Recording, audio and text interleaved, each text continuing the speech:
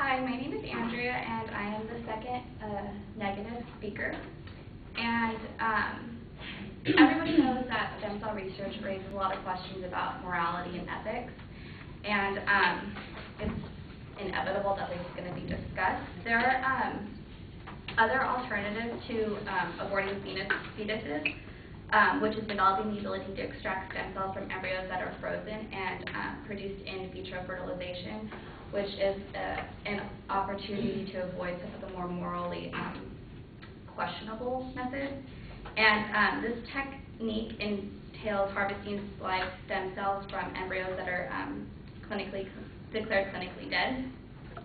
Another good alternative to aborting fetuses is developing the ability to extract stem cells without having to harm the embryo. And one such way of this is called nuclear transfer, or ANT, which is similar to cloning an embryo.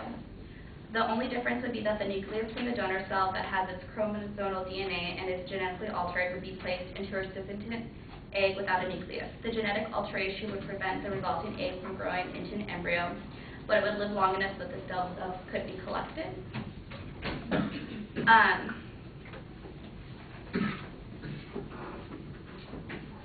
Another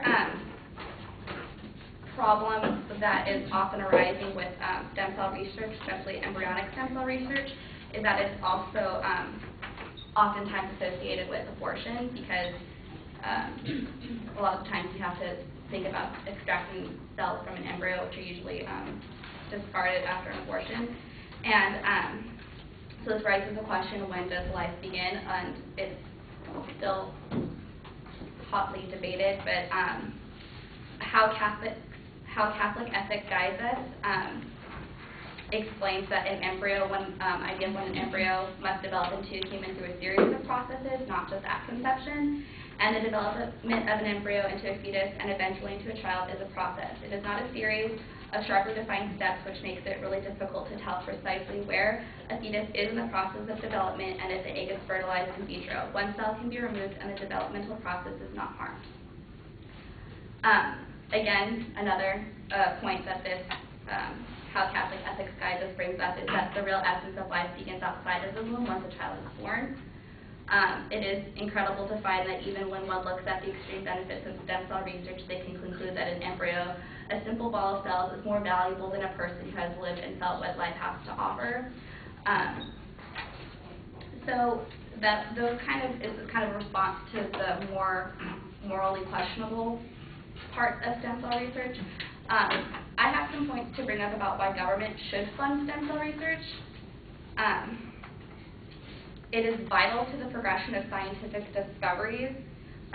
This is Obama's appeal to stem cell ruling.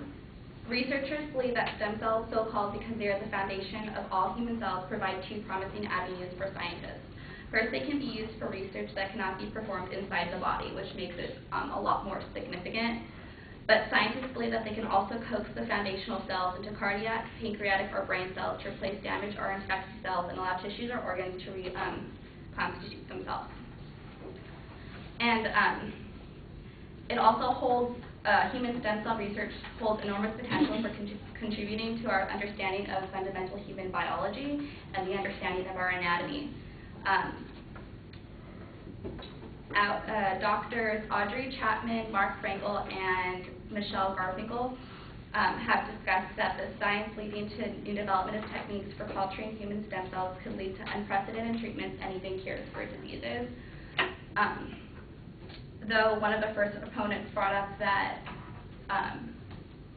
a lot of that stem cell research is not yielding a lot of results, it's more of a process in which there's hope and promises for cures and diseases to such devastating diseases such as Alzheimer's and Parkinson's because of a better understanding of our human biology. Some of the benefits that come from government-funded stem cell research are the increase in fiscal resources for science. Lifting the fiscal ban will work as an economic stimulus and will induce job creation. and the hiring of basic and advanced scientific experts in the field, as well as ensuring that the appropriate technology-savvy support staff and legal teams are used to manage the ethical technical strategies for successful scientific investigation. So the use of government-funded stem cell research versus privately funded is that it will create more jobs, and it also ensures scientific credibility when funded by government. According to Obama, the memorandum directs that the selection of candidates for science and technology positions in government be based on the candidate's knowledge, credentials, experience, and integrity. All science information used by government should be reviewed accordingly to well-established scientific processes, including peer review when appropriate, and should be made public. That way the public is more aware of what stem cell research entails versus what could be hidden if it's done by the private sector. It also offers a basis for public review. Drs. Audrey Chappell, Mark Frankel, and Michelle Garfinkel explain that public review, approval, and monitoring through well-established oversight mechanisms that will promote the public's interest in ensuring that stem cell research is conducted in a way that is both scientifically rigorous and ethically proper. So by having the government fund stem cell research, the public is able to monitor better than it would if it was privately funded, because they will be appealing to what the public sees more. So they'll have a better understanding of what exactly is going on, what it's all about, and what the process and how the results are coming along.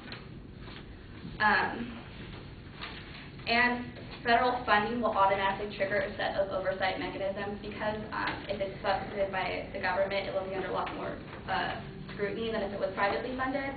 That way, there will be an ability to ensure that the conduct of all biomedical research is consistent with broad social values and legal requirements. Lastly, I'd like to say that concerning the ethical and moral issues, is that ethical boundaries are concerning stem cell research are being considered and respected.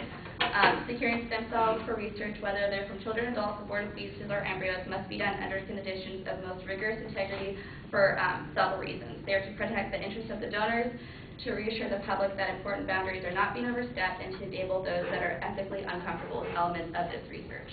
So in conclusion, I'd like to say that government-funded stem cell research is the best choice we have.